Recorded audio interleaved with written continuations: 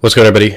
I'm going to do a review over how I was able to make roughly 26,000 in the last week and a half across 10 accounts with Tradeify and ICTtrader. So I'm going to go over some of the things that I was able to achieve in terms of the challenge process, getting funded, and then moving towards the actual funded phase and then being paid out. I'm going to go over a few setups in depth that I took this week and show where I executed, why I executed, and kind of how to manage these accounts and how to get to this stage, because I think there's a lot of people out there now, especially Jade Cap, huge inspiration. Shout out to him. I think he's one of the people that has really inspired me and pushed me to do these amount of accounts, and I'll get into that as well in terms of you're looking to do something like this, because I think this space right now is at a very crucial moment. If you're in this space in terms of prop firms, online prop firms, not traditional, and you can see the value in them and you can see yourself taking advantage of them, I'll definitely walk you through the process and the stages that I went through to kind of get myself to this point. And I think that there's a huge opportunity for those who have experience, who have the skill set to do this, much like myself. So obviously I'll talk on that. So if you look on the screen here, I have a few things. This on the left is Tradeify, and you can see here over I got funded last week with them, or at least I would say 2 weeks ago, right around the 5th or the 6th. So I had to go through the challenge phase, and then I got funded with them. I did 5 50K accounts. We'll talk about account sizes and kind of drawdowns and things like that as well, because I have a lot of questions over what you should be utilizing, and it all comes down to personally, your personality as well. So Tradeify, you can see here on Friday, I did about 1.3K, and this is all of the accounts combined into one. And then Monday of last week, 1.7, 2.9, 2.4, and then 2,000 on Thursday. So roughly right around $10,000 over the last week, 0 losses. And if you take a look at ICTtrader, which is another one that I have about 5 of them as well, these were sitting at 53,000. I ended up taking a payout. They're sitting right around 52,500 now. And I got a payout on Friday of this week for roughly $4,000. So it's been a great experience, and we'll talk about that. So overall, the reason I chose these firms, I'm already funded with my funded futures. I have a $10,000 real live account with them as well. It's still in the process of being set up, but I achieved that last year, so that will be added onto the trade copier. The reason I chose these, I like the payout rules. I like the really the drawdowns of the price. All of these prop firms, there's a whole bunch of them to choose from. Obviously, you need to go through ones that are vetted, ones that have credibility, ones that pay out. Don't go through sketchy ones. Obviously, follow credible people within the space that recommend them. I may be adding Apex, but they do make me hesitant at times. So again, it's all personally what you find suits you best in your personality.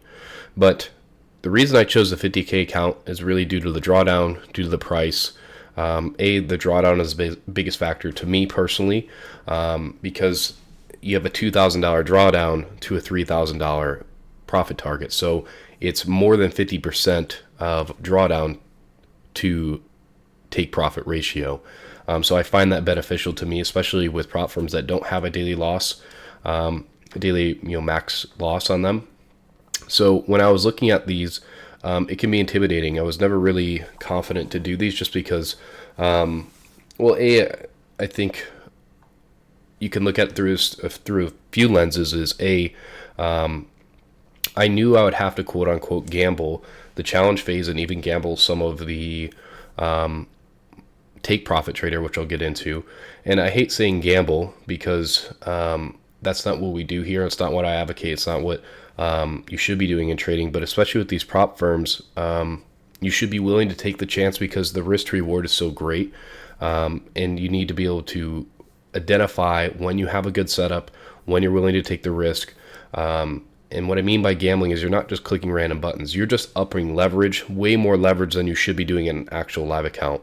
But these prop firms need to be looked at through a different lens because of the risk to reward. The amount of money you're putting in compared to the amount of money that you can make is 10 times X what you can make. And that's what, Jade Cap, a lot of other people within the space have made me aware of. So my recommendation, again, this is a caution, is if you are experienced, you have a model, you've already been vetted, you've been paid out, you know what you're doing.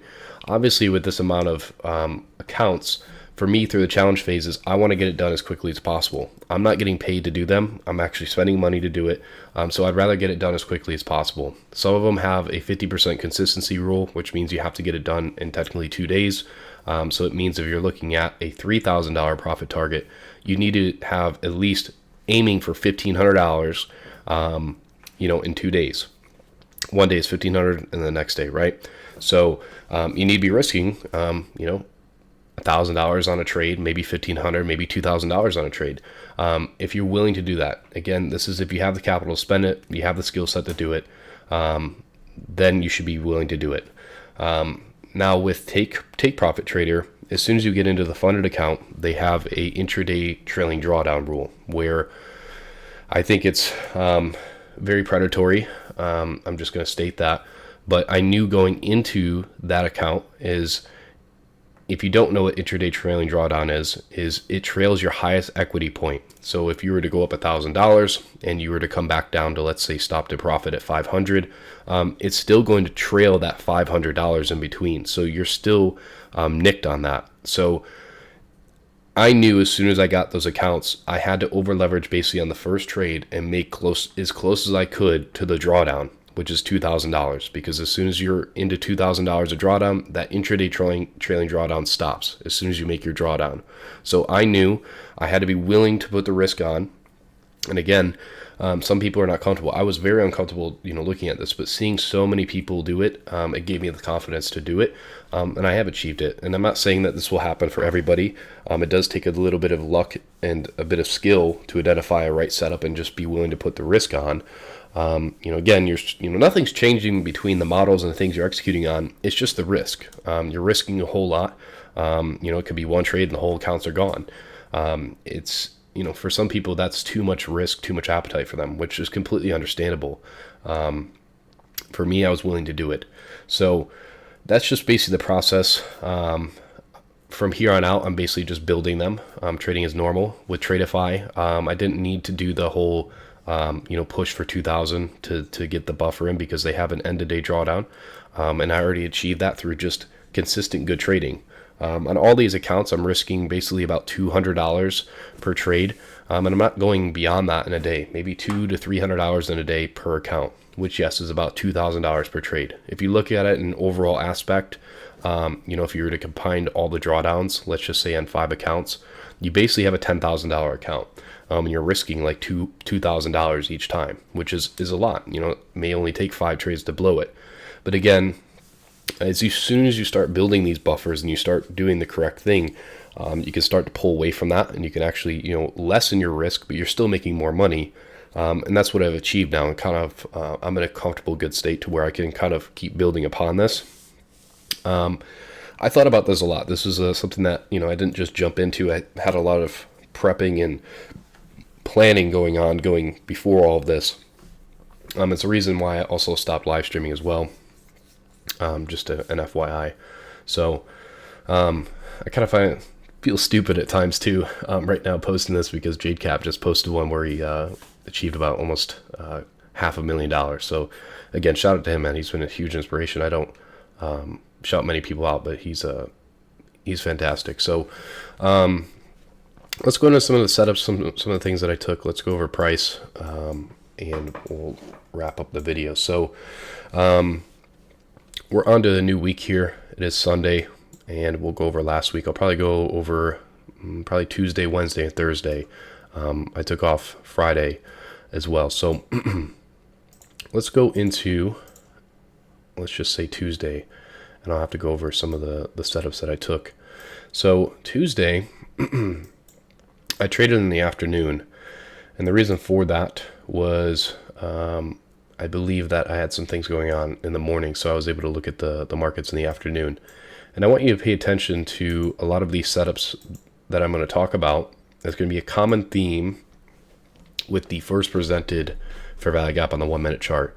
And if you've been paying attention to ICT's Telegram, he's been going over this a lot repetitively, creating biases around the first presented fair value gap, utilizing the first presented fair value gap as an entry pattern. A lot of things revolve around this. And if you're able to notice it and take advantage of it, it can create a whole deal of setups for you all throughout the entire day if price remains around it. So as far as this setup in the afternoon here, I was looking at this buy side liquidity pool to be taken. And it's for a number of reasons, and I'm not going to be able to recall exactly. It's much easier in real time to recall everything, obviously, and what I was thinking. But I believe on Tuesday, the reason I was looking for this is, if we look here on the 5 minute chart, we're coming into, excuse me, the PM session, and we had buy side liquidity that was resting above here, and we were looking to expand towards that. So again, as soon as we got above the first presented fair value gap, which is here, which is all the way from the morning, and I'm looking at a drawn liquidity, which is up here, right? That's the first place that you need to be looking at in terms of a model. Where are you aiming at? Where's your drawn liquidity? If you can identify that, then you're looking for your entry pattern or your vehicle to get there. That's the easiest, most simple way to create a model, is to first understand where you're going and then find your vehicle to get you to that destination. So we're looking at the buy side liquidity, which is resting above us. Why? Because we've already ran out the sell side liquidity, which is here in the morning session / lunch. Since then, on the 5 minute chart, we've displaced away. We have a change in state and delivery here. We drop down into this inefficiency. We displace away. We're disrespecting any bearish order flow or PD raise. And we're looking to get above this old high over here. So on the 5 minute chart, as we go into the PM session, we get above this inefficiency, which is creating an inversion. We're getting above the first presented FEG, and we're dropping back down into the first presented and a new day opening gap, which is in here. To combine all of that, where that 5 minute first present, or the 5 minute inversion, there's also a 1 minute inversion for value gap, which is here. And we're looking to aim towards this buy side liquidity pool, which is up here, right? So, excuse me if my chart is freezing. I'm entering inside of this inefficiency, or the first presented. And the reason for that is I'm looking at market structure from this low to that high, and we're dropping down into that.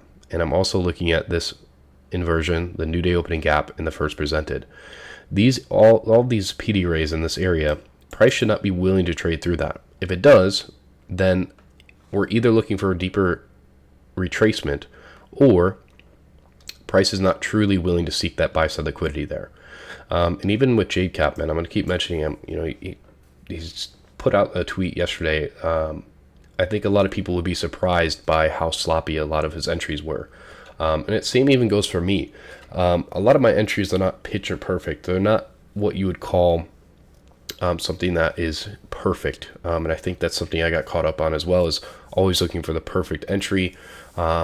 And I think if you're able to allow yourself a little less imperfection, you're going to find yourself catching more setups and being a little bit more in tune with the market, rather than, you know, if you miss the perfect high or the perfect fair value gap and just sitting out the rest of the move, sometimes that's, you know, can be a negative to your trading. So I'm entering in, and again, I'm also utilizing a 15-second chart, a 30-second chart for those who follow me. There is a 15-second inefficiency that was resting inside of here. I'm only going to go over the 1 minute. I'm just going to take too long to go over a 15-second chart. But what I'm looking for, and the reason I entered inside of this, was price displaced away from the first presented new day opening gap and inversion, because I'm already looking for that buy side liquidity pool. And since we're dropping down into this dealing range discount and we're displacing away from it, and on that 15-second chart we're leaving an inefficiency, which was right in here, then I'm willing to enter into it. And my risk is going to be beneath the first presented fair value gap, the new day opening gap, and the inversion, because all of those are 3 PD arrays. So I'm putting my stop loss underneath here, and I'm looking to target the buy side liquidity, which is up here, right? So I remember I took a couple partials, which were above this buy side liquidity pool here, which would be a minor buy side liquidity pool. And then I held off the last contract, or maybe the last two contracts I had. Just for contract wises, I'm doing about 2 to 3 micro contracts, which all across of them could be right around 1 standard, maybe 2 standard in total, minis. So I held off for that high, and that was a completion of a trade. So that was basically the first trade of the week, which was in here. Actually, that was the second. I took a trade on Monday, but it's going to take too long to cover everything. Let's go over to Wednesday and the trade setup there. I think it's a little bit more easier. So in here was CPI, and going into the day, I wasn't really inclined to short it, and the reason for that is just because of higher time frame bias. And I was looking at a few other things. Again, it's a lot harder in replay mode to go back through all my processes and everything I was thinking of, but we're going to go over the entry patterns. But in here, we were dropping down into, let's go over this again, a new day opening gap, previous new day opening gap here. This is the first presented fair value gap that we had that I just went over, which is here, and a previous new day opening gap. So in here, we drop down into this inefficiency here. And I'm not the one to always pick off lows in a particular trend, so I'm always waiting for some type of evidence. But if I know that I'm looking for a particular draw on liquidity, or I'm looking for a particular setup, then I'm going to be more inclined to be picking off a little bit more of a low. So I waited for this displacement away from here. As soon as we dropped into this inefficiency right here, and we started to displace away from it, we displaced away, and we dropped back down into this bullish order block here. On a 15-second chart, there was another inefficiency that was resting in there. So I executed within this inefficiency, and I was looking to target this open inefficiency here. And overall, I didn't hold out for it. I was looking for the first presented fair value gap to be traded back to. So again, anytime you're within a trade and you are still within the region of the first presented fair value gap, you can still look for price to trade back to it. It is something that you can create a bias, you can create a framework around it, you can use it as an entry pattern.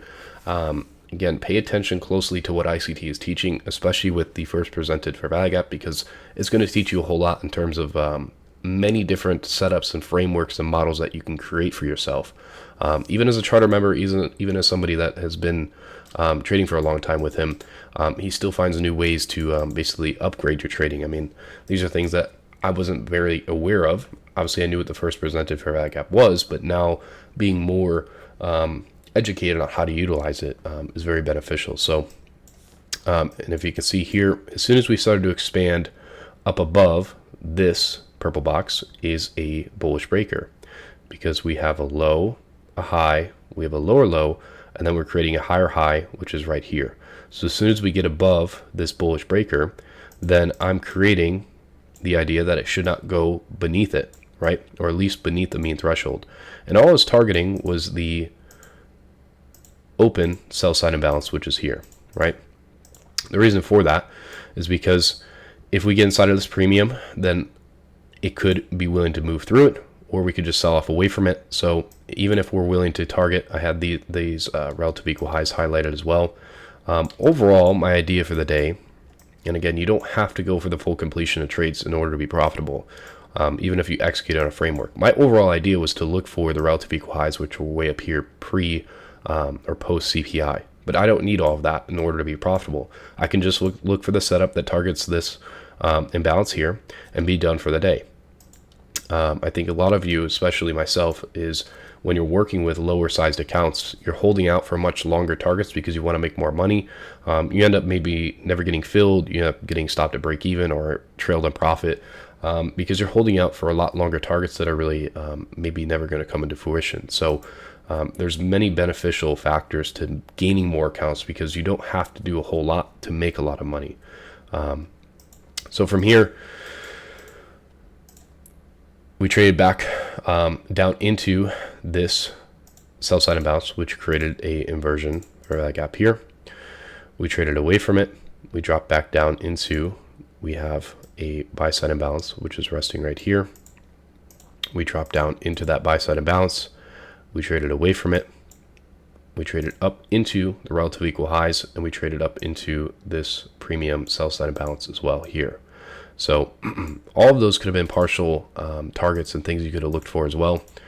Even myself, we dropped down into this inefficiency right here.